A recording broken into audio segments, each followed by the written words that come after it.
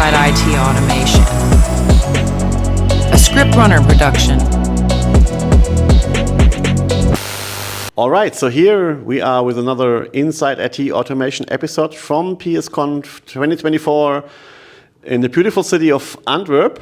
And I'm happy to be joined by Xavier, one of the leaders of the Belgian PowerShell user group, which we're going to talk about, of course, during the conversation. And yeah, to start off, so how is the PSConf for you? Any highlights? It's been very interesting. I must say I had a big highlight earlier with dev containers, because it would help me a lot in all of my teaching sessions. Okay. It's something I need to look further into. Okay, nice.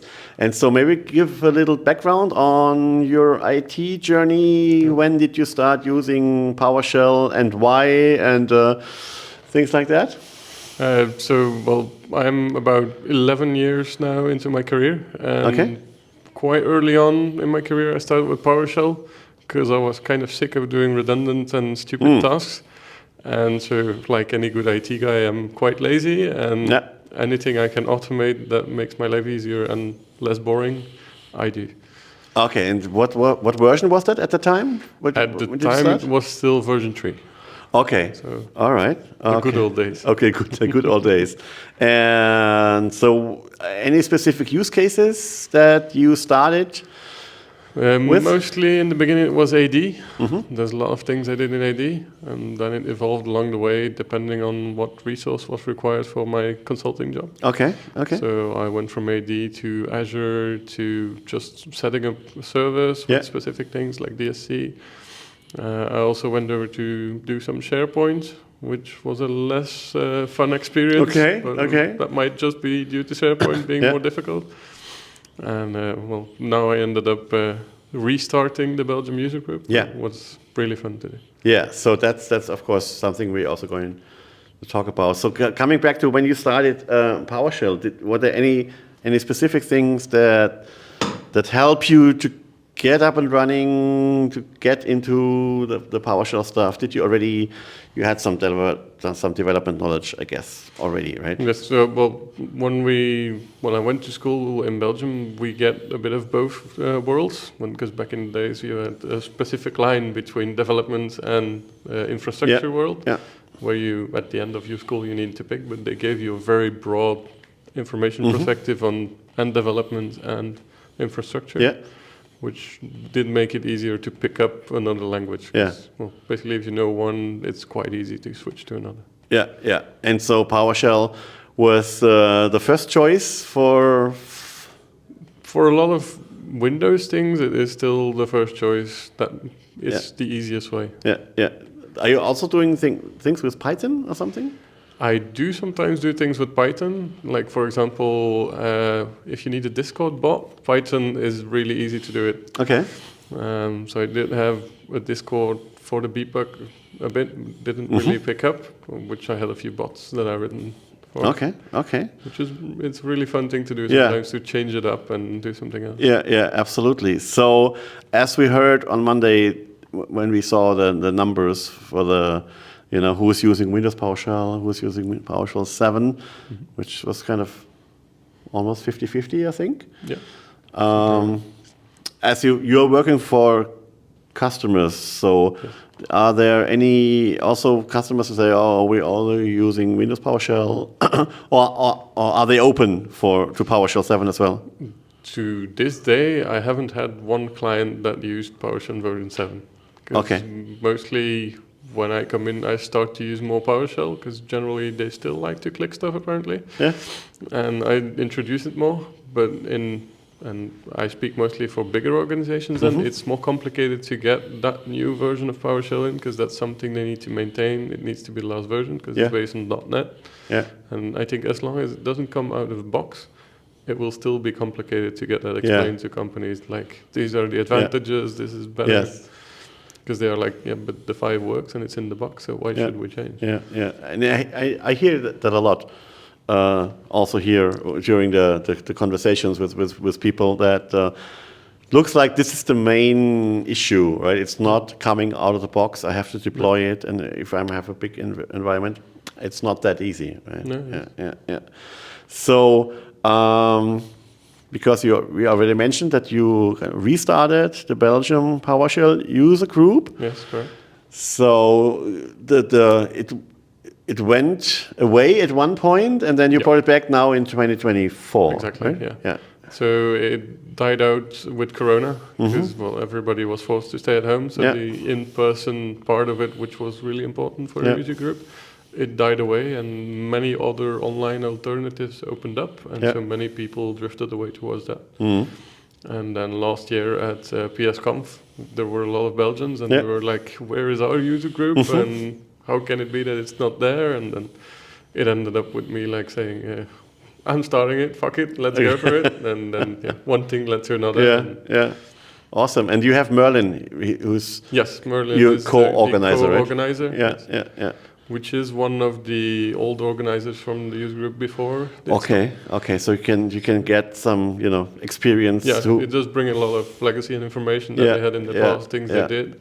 Awesome. And we also have the luck now that Chrissy has come to Belgium. Yeah. So she's open back to come in and do talks and stuff like that, which is very wonderful. Yeah, and her being here already is great, right? Indeed. Yeah. So what are the plans for this year for the user group?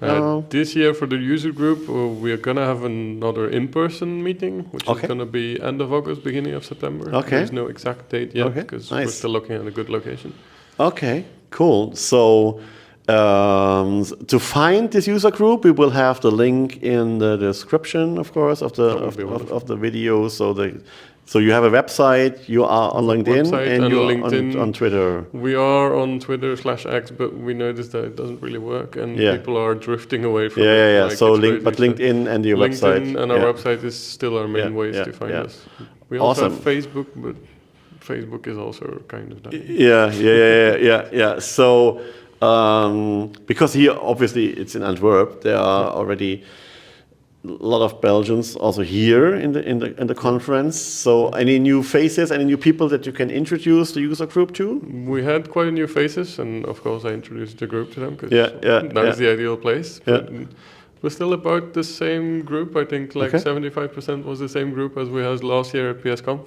Okay. So it's good to see that the group is still strong. Nice. And, I still have to make people come more because some of them still didn't come. So and so one thing you did now during PSConf was you started this Shorten the Code thing. So tell us about it. So as PSConf was in Belgium, it was like a must for me to be able to do something and show that we're back and that we're here.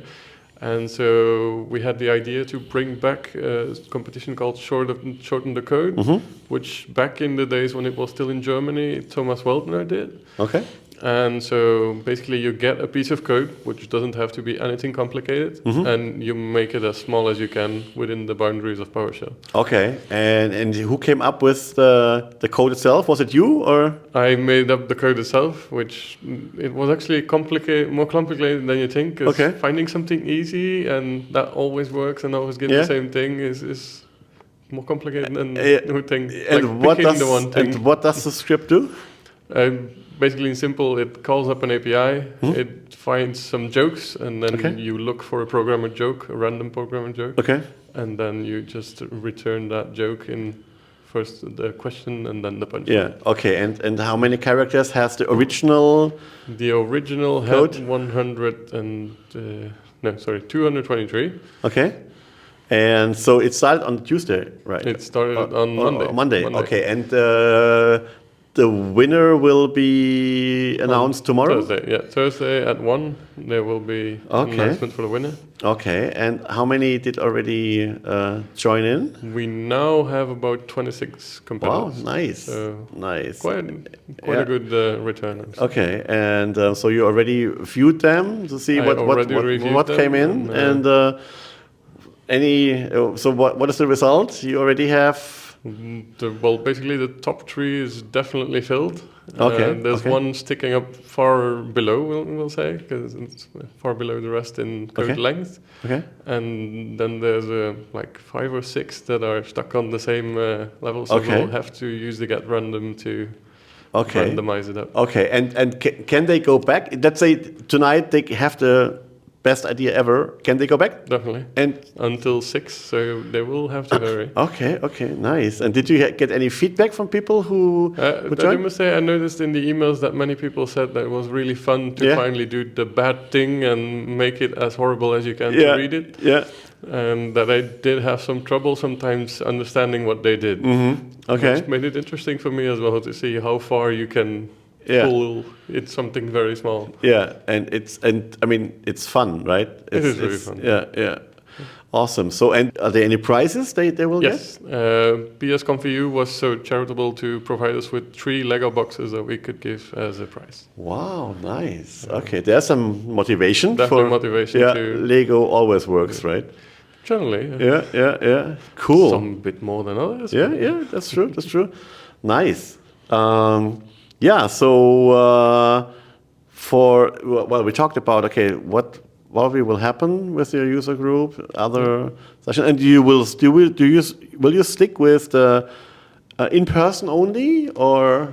At the moment, we also have some online sessions, also twice a year. All right. Mostly to target speakers that are not really close by. Yeah. So if we want to have American speakers or maybe some speakers from Microsoft, that's always nice to have the online sessions. Yeah, and absolutely. We have the option to do it in the Minicon world, which is also used by the PSConf guys to host Minicon every year. So it's a really fun environment to be hosting it in. Yeah, cool.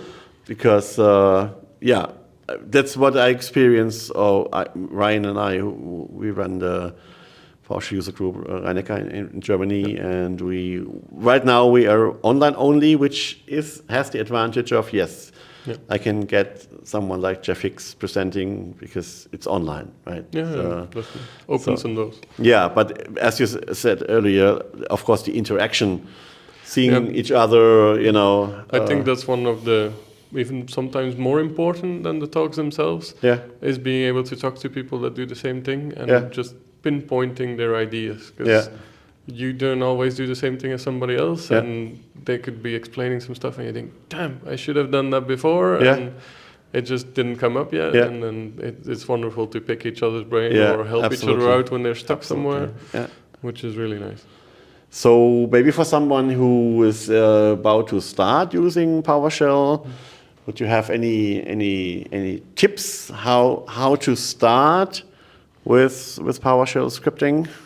And a tip basically is to start very small. Just start with some one-liners, have fun, see what it returns, and then very much rely on your 3 basic awesome commands, which is get command, get help, and get member. Those things will find you anything you want. And if you're looking more into some documentation, the online Microsoft documentation is really good these days, which has been horrible in the past, but these days they've done a really good job. Yeah, well, we're not talking about MS Graph because that's a different story. It's a different story. It's getting there, it's getting better, but it's still a big work in progress.